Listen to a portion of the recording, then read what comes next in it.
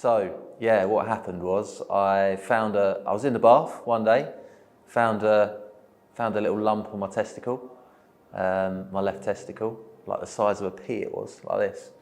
And then I was like, I don't feel quite right. So I went downstairs, spoke to my dad, and I was like, Dad, look, what do you think? And he was like, I think you should get it checked out.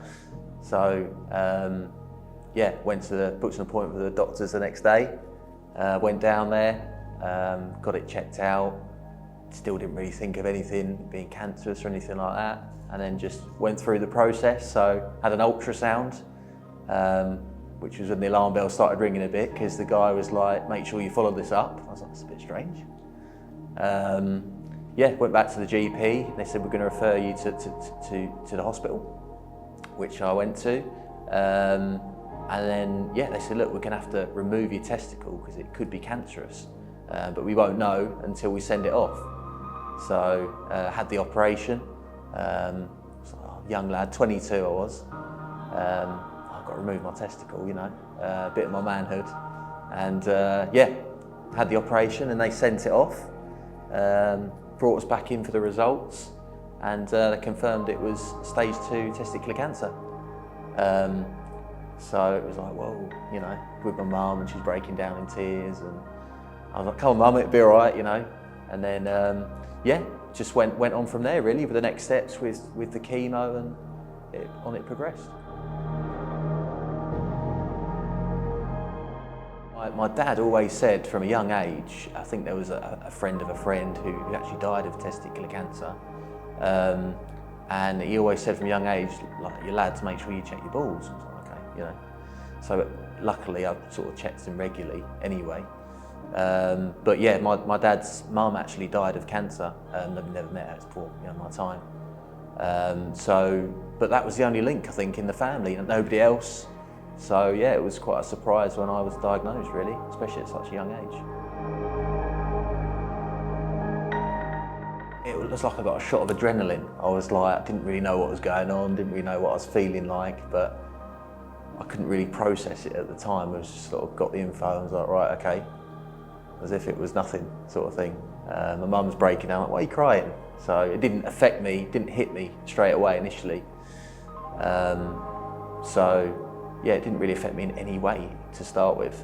It's only as the process went on that it sort of, I digested the information more, and that's when it was like, oh shit, actually, you know, I've got cancer here, so. Luckily, yeah, I'm quite an open person. I don't really get embarrassed or anything about stuff like that. So yeah, I didn't really find it embarrassing. And then it's only when I found out, I had some sort of family friends come to me, and I found out that they had sort of lumps and stuff like that, and they didn't get them checked out. And I thought, that's crazy, you know, why wouldn't you get it checked out?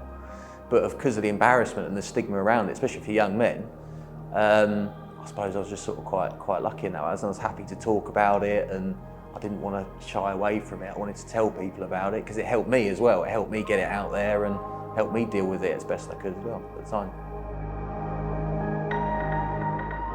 This is when it started to get tough for me, really, because up to this point it was all quite, you know, you had cancer, but you didn't really, you know, all I had was an operation to remove my testicle. But it was when I started, went to see the chemotherapy doctor, and he said, well, you're going to have chemotherapy. I spoke to Darren, who's a friend, and I think he just had one shot of chemotherapy, and I was like, oh, I'll be the same, you know, one shot and that'll be it and I'll be done. And they're like, oh no, you're going to have a 9-week cycle of chemotherapy. I thought, hey, that's a long time, isn't it? Wasn't expecting that. And they were like, yeah, it's going to be quite intense, like every day for 5 days. You'd have the weekend off for the first week, and then you'd have, you know, one shot on the Monday the following week, and then another shot on the Monday the week after that. I thought that'd be all right. The first week will be tough, but you know, second and third weeks will be all right. She's not doing it. But that was when it really hit me, the build up to the first day of the treatment, because I went in there and I was like, I remember I went around the ward and they sort of said, look, this is going to be the chemo ward, so you're going to have to come. And it was like, oh, it's full of old people. Like, where's the young people? I'm the only young person here. So that was what I first noticed. And then, yeah, started the treatment. It was really tough. I mean, they give you a steroid, so you're quite buzzed up, but you don't really know what's going on. It's all a bit of a blur. But at the time I'd signed up to a marathon, so the way I coped with it was, after the treatment made you feel horrible and sick, and at the end of the day I just wanted to feel good. So I made sure I used to go for a run after every treatment session for 4 miles, just to make myself feel better and to make me feel good for the next session. And it used to help me cope mentally as well with all the anxiety and stuff like that. So yeah, it really helped me. But the treatment was tough, and obviously as it progressed it got harder and harder. I remember going to a mate's birthday party after the first cycle, and I was like, I'll be all right, you know. And I went there and I was like a complete zombie. I was dressed up in this cat outfit, and I was trying to have a beer. I couldn't really drink, and I was with my mates and they were all having a good time. And that was when it really hit me. It was like, oh, actually, this is serious stuff. You know, you need to rest up and look after yourself. But so you don't know what you're going into, so it's all the unknown. So yeah, the treatment was tough, but I think I coped with it well. You know, I wanted to give myself the best chance of success with it. So emotionally, it's been the toughest thing for me, especially being a young man. You know, strong. You go to the gym, and you don't need to talk about your emotions. But I broke down during treatment. Yeah, and I sort of broke down crying, and like uncontrollable crying. Never happened to me before. I was like, what's all this all about, you know? But yeah, the mental side of it definitely affects you, and the emotional side. And even today, you know, I've been clear for 4 years now. It's still trying to adjust to the emotional, mental side of it. You know, once you've been through something like that, you know, the toughest part was the day that I got the all clear, which is what people say should be the best day. But that's the day that people stop checking in on you and they're like, oh, he's all right now. And you're like, yeah, I should be all right. You are physically, but that's when the emotional side of it kicks in, because it's a big roller coaster, you know, going through all the different tests and treatments and follow-ups, and life just sort of slows down a bit, and you sort of take in what you've been through. And that's the toughest bit, definitely. So yeah, emotionally it's been tough. I've had like counselling treatment, which I thought don't need counselling, but I just, I couldn't cope with it. You know, at one point I broke down at home, because I always used to like, you know, I'll be all right, tough man, fighting it. But it's like, what are you fighting for now? There's nothing to fight about. You've done the treatment, you should go on and live your life. And you know, there was loads of things I decided I wanted to do, with holidays and skydiving, all these extreme stuff, which I was gradually ticking off. And yeah, just sort of broke down one day at home, sort of like crying and laughing, just had no control over what was going on. And I think it was a link to the emotions. I didn't really deal with it emotionally as I should have done, because I was so in the fight. I couldn't deal with it at the time emotionally, so I sort of blocked it out.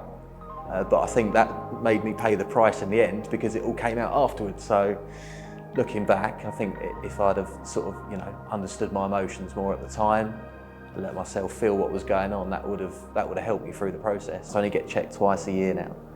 That's great. And I said to my doctor on the last one, I said, does that mean I can go travelling? You know, I ain't got to come back and get checked up on. He went, yeah, you can go, and there'll be a doctor's surgery wherever where you are. Make sure you book in with them and tell them what condition you've had, and then they'll be able to get your blood tests and stuff. So I feel like my life is coming back, and I'm free, starting to get freer. But yeah, the emotions and stuff come out of nowhere. You can be fine one day, absolutely fine all day, and then you do something the next day that triggers it. You see an advert on the TV of cancer, and you're like, oh shit, that was me.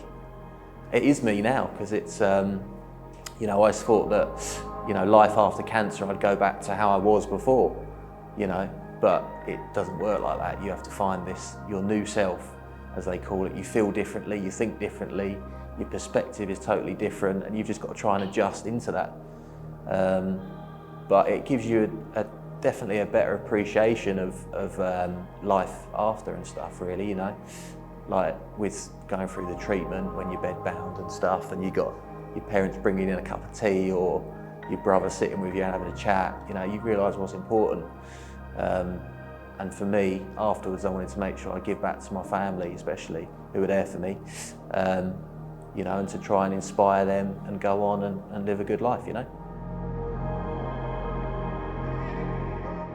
Yeah, relationships has been a tough one, to be honest with you. I don't know if it's linked to my emotions and stuff, but Yeah, I suppose it's like anyone, you don't really want to open up your emotions and your feelings, and you feel like it's a bit of a burden. Oh, I've had cancer and stuff. Because it isn't, I've got one testicle, that's the only difference, a nice little scar.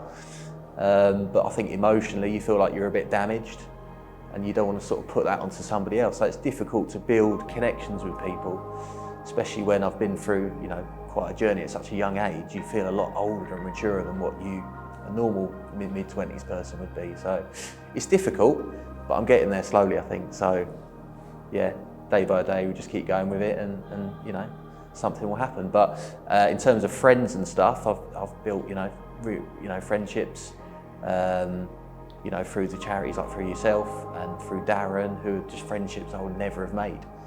I've gone on to do charity work and stuff, which I like giving back to, and stuff I'd never have done if I didn't go through what I went through. So in that way, it's good to sort of give back and feel like you're doing something towards the community. My mates were checking in on me, and people, oh, I've heard your news, Tom, and I thought it was great. I felt like a movie star, But luckily I've got a good friendship group, and we've been mates since we were young, and they all sort of understood. And I think the main thing was, especially like family, friends and the older generation, they kind of, when they were talking to you, you could tell that they sort of felt sorry for you. That's probably the thing I didn't like, because I was like, there's no need to feel sorry for me. I'm going to go through this, and I'm going to fight it as best I can. But when people talk to me on a level playing field, like I was Tom before, that's what I liked. It made me feel comfortable, and I was like, oh, I am still Tom. I've still got my mates with me. I work in sales. Been doing that since I was 18, since I left school, at the same job, which I really enjoy. I really enjoy getting the buzz out of talking to people and that sort of thing. But I was worried after, because I thought, it's changed my perspective. Has it changed me as a person? Can I still do the things that I could do before? Because I was vulnerable. Obviously, the chemo brings down your immune system, which goes back up, but then mentally you're a bit unsure of yourself. You don't really know if you can fit in. So it's all a bit of a learning curve, really. But I went back to work as quickly as I could, because I wanted to prove to myself that I could do it still. Luckily, I'm still there now, 4 years later, so it's still going all right. I'm still enjoying it. So I suppose over time, I've realised that actually it has changed you, but you're still the same person as you was before. So I still like doing all the same things, going to the pub for a drink and socialising with my mates and stuff.